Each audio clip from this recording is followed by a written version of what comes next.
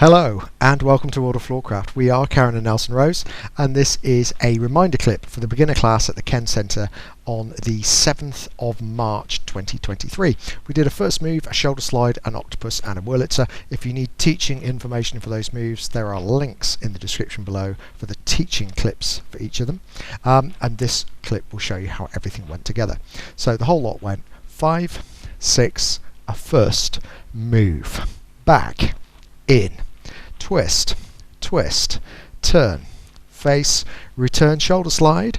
We went latch, catch, left, two hands for the octopus, guys in front, ladies in front, guys in front, ladies in front, two hands for the Wurlitzer. We go a flat, prepare, a return spin and catch, and that was the whole of the beginner class.